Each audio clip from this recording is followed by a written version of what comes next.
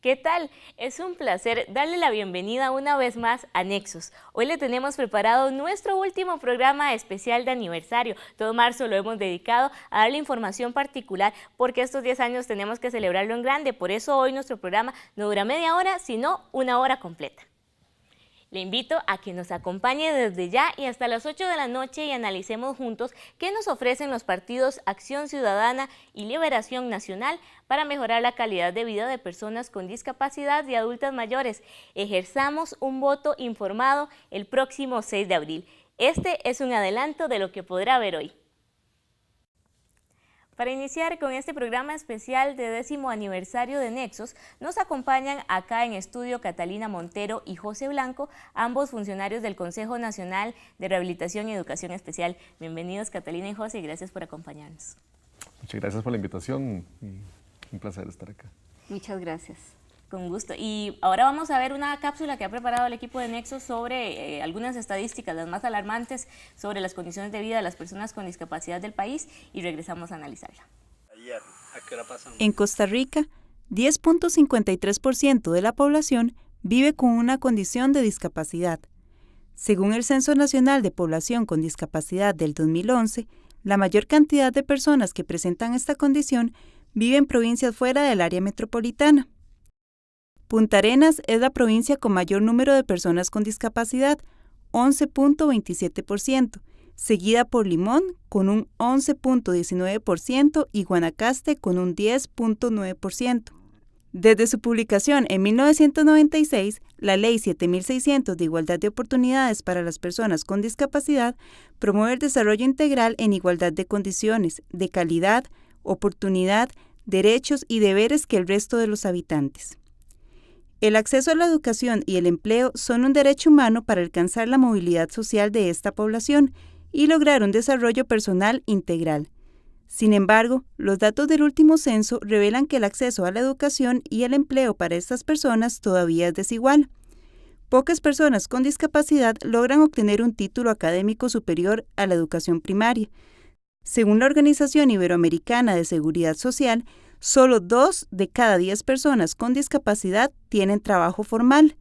Los más afectados son las personas con discapacidad de entre 36 y 60 años, donde solo el 14% tiene un trabajo remunerado. Actualmente, más de la mitad, 53.5% de los jóvenes con discapacidad entre los 18 y 24 años, no accede a ningún tipo de educación. En las zonas fuera del área metropolitana, el analfabetismo se acrecienta. La región Huetar Norte tiene mayor analfabetismo, 14.17%, mientras que el gran área metropolitana tiene un 5.51%. En el caso de la población indígena, el problema es mayor, porque un 87% no accede a ningún tipo de educación. El acceso a niveles académicos bajos, el analfabetismo y la falta de oportunidades para las personas con discapacidad inciden también en las ocupaciones y ofertas del mercado laboral. El último censo reveló que la mayoría se dedican a las actividades agrícolas, 12.5%, comerciales, 11.58%, o administrativas, un 34%.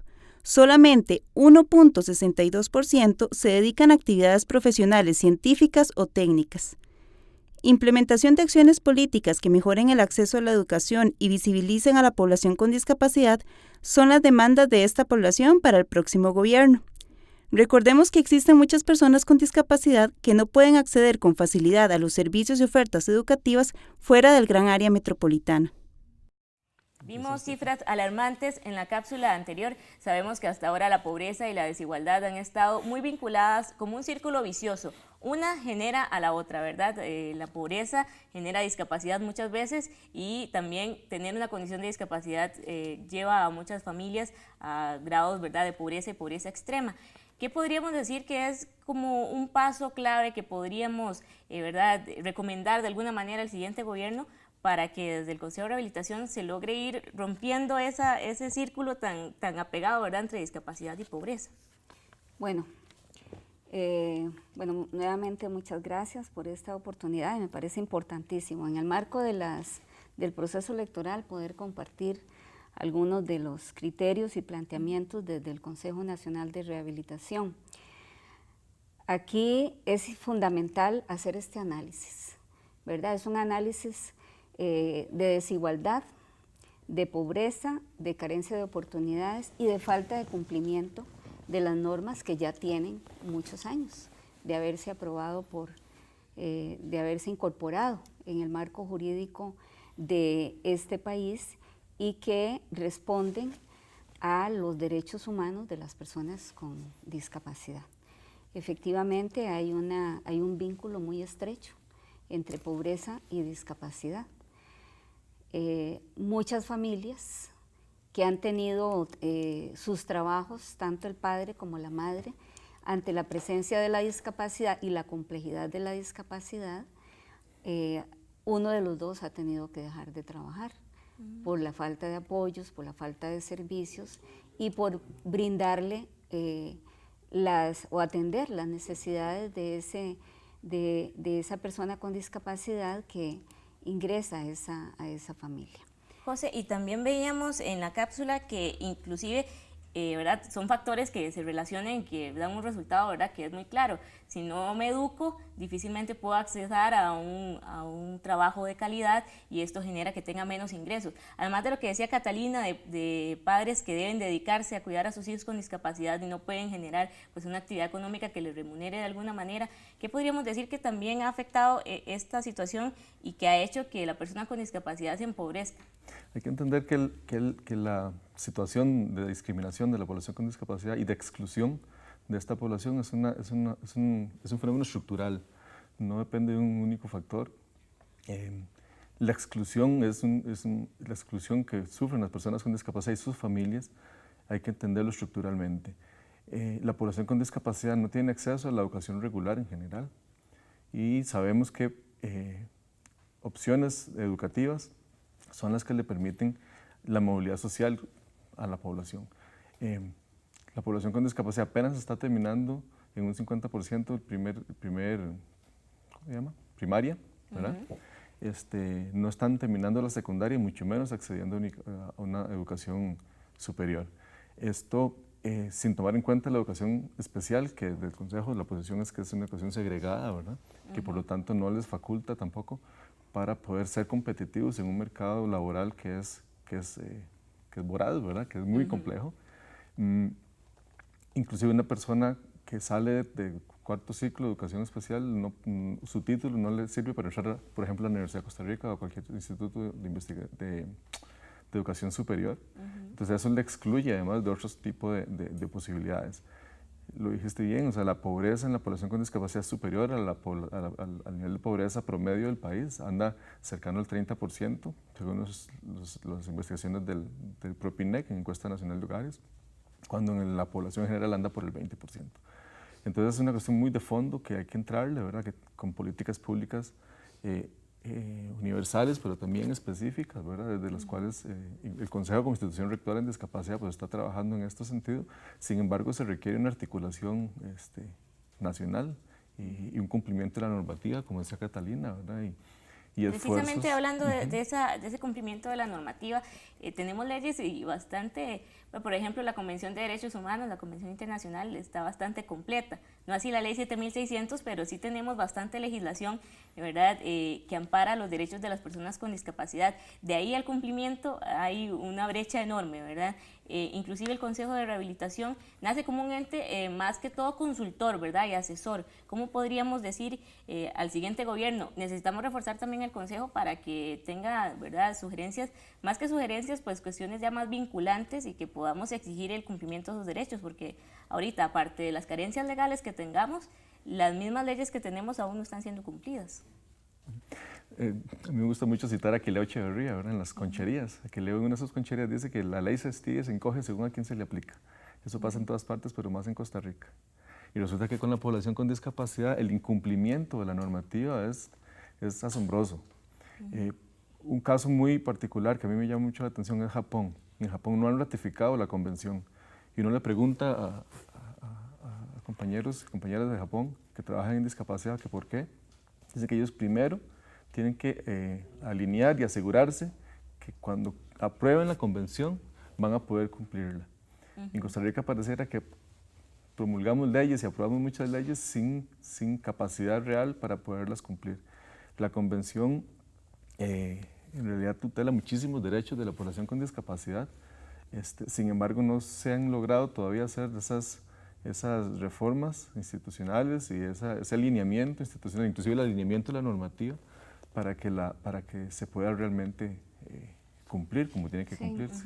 Bueno, además hace falta mucho más que reforzar al ente rector, ¿verdad? Hay un proyecto de ley que en este momento viene a replantear algunas de las funciones de rectoría de ese ente rector, fundamentalmente investigación, que hay una carencia, ¿verdad?, de información específica sobre la situación de las personas con discapacidad que puedan justificar esas políticas públicas y esos cambios estructurales que tienen que hacerse. Pero además la creación de una unidad de fiscalización que ya hay un esfuerzo importante en la institución, pero que se está ratificando con este proyecto de ley. Pero además de reforzar la rectoría del ente rector en discapacidad, se requiere de poner la discapacidad y la situación de las personas con discapacidad en la agenda pública, en el Plan Nacional de Desarrollo, tomando en cuenta cuáles son los principales vacíos, las principales brechas, a dónde es que ha faltado atender esas necesidades, a dónde es que está la mayor carencia de servicios, a dónde están esas prioridades en educación, en trabajo, en infraestructura pública, en accesibilidad en todas las dimensiones, ¿verdad? En el acceso a la tecnología, en el acceso a las comunicaciones, el acceso a la información. O sea, en realidad el rezago es muy grande y tenemos que aprovechar como país esta coyuntura a las puertas de un nuevo gobierno, a las puertas de un nuevo plan nacional de desarrollo. Y Catalina, nosotros como votantes y la gente que nos ve en la casa, ¿verdad?, que quiere elegir al partido que le ofrezca mejores condiciones a la población con discapacidad, ¿cómo podríamos decir cuáles son claves para yo elegir un voto, ejercer un voto más bien, ¿verdad?, crítico, pensando en, bueno, los dos partidos me dirán que van a apoyar a esta población, pero ¿qué debería yo buscar como medidas concretas, verdad? Porque, por ejemplo, pasa lo mismo que con las leyes, de repente el plan de gobierno es muy bonito, ¿verdad?, y suena muy inspirador, pero ¿cómo podríamos discernir cuáles son acciones que nosotros esperaríamos, acciones concretas que nos digan que sí vamos a ir de verdad por ese camino? Sí. ¿Qué debería hacer el siguiente gobierno o qué deberíamos nosotros exigirle al siguiente gobierno? Bueno, la población en general y las personas con discapacidad tendría que preguntarse, bueno, si el nuevo gobierno, si sus planteamientos, si sus propuestas, sus compromisos están considerando los derechos humanos, si tiene esa perspectiva de derechos humanos, si están considerando esa diversidad de estas necesidades y de estas prioridades, porque como vimos en la información, tenemos comunidades indígenas carentes de todo y tenemos en las áreas urbanas, ¿verdad?, necesidades también insatisfechas, pero de una manera muy desequilibrada con respecto a las comunidades rurales y las comunidades indígenas. Entonces tenemos una diversidad ahí de necesidades y prioridades y específicamente en ejes que son fundamentales para la calidad de vida, para el desarrollo de las personas, como es educación, salud y trabajo. Fundamentalmente. Hay otras áreas muy importantes, ¿verdad? Por ejemplo, como bien lo decían ustedes y se plantea en el video, educación. O sea, el gobierno que venga tiene que incorporar dentro de sus compromisos, sus metas, la educación inclusiva. Y aquí estamos hablando de calidad, de derechos humanos, de accesos. Y de apoyos. José, también de su parte, para cerrar, ¿cuál diría? Esa es la recomendación para los votantes. ¿Usted piense que un criterio de selección podría ser pensando en que de verdad la población con discapacidad vaya a ser atendida y no históricamente invisibilizada como hasta ahorita, ¿verdad? No tiene que ser un tema de campaña solo, bueno, de hecho no ha estado tan presente en la campaña, me parece, pero no tiene que ser un tema de campaña para ganar votos, tiene que ser un tema en el que haya realmente compromiso. Catalina manifestó hace un momentito ¿dónde se debe materializar ese compromiso? Y es en el Plan Nacional de Desarrollo. O sea, donde veamos que hay un compromiso de verdad, porque el tema de discapacidad de manera transversal está en el Plan Nacional de Desarrollo, entonces es donde vamos a poder tener una mayor incidencia en que se puedan hacer cosas. Porque las instituciones públicas, en general, van a trabajar en cumplimiento del Plan Nacional de Desarrollo, y lo que está fuera de ese Plan Nacional de Desarrollo va a costar que lo trabajen. Entonces, debería haber un compromiso por eso. Y en temas, como ya mencionó Catalina, yo soy muy necio igual con el tema de la educación inclusiva. Es una educación para todas las personas, o sea, no solo para la población con discapacidad, es para todas las personas, donde se reconozcan las particularidades de cada quien, ¿verdad? Donde sabemos que todas las personas aprendemos diferente, ¿verdad? También las personas con discapacidad, donde se reconozcan las necesidades específicas de las poblaciones, en el aula, donde se da la vida educativa propiamente, ahí en lo concreto, que realmente se replanteen las maneras en las que se está trabajando la educación. Inclusive en el Consejo hemos estado pensando algunas personas que es necesario ya empezar a impulsar una reforma educativa que lleve a la educación inclusiva. Pero bueno, eso es un tema en el que hay que todavía darle más pensamiento. Ese sí, y bastantes, ¿verdad? Es un tema de verdad muy amplio. Lastimosamente no podemos extendernos como amerita, ¿verdad? Pero les agradecemos a ambos este aporte y esperamos que los votantes tomen en cuenta estos aspectos, ¿verdad? De la población en discapacidad, no solo los votantes con discapacidad, sino nosotros como población costarricense. Muchas gracias a ambos por habernos acompañado. Bueno, y muchas gracias por la invitación, pero quedan temas de discusión pendientes, ¿verdad? Tenemos el tema del trabajo, el acceso a las telecomunicaciones, por ejemplo, y un gran tema que es el de la salud, Y el de la ¿verdad? salud. El acceso a la salud. Muchas gracias. Muchas gracias a ustedes también.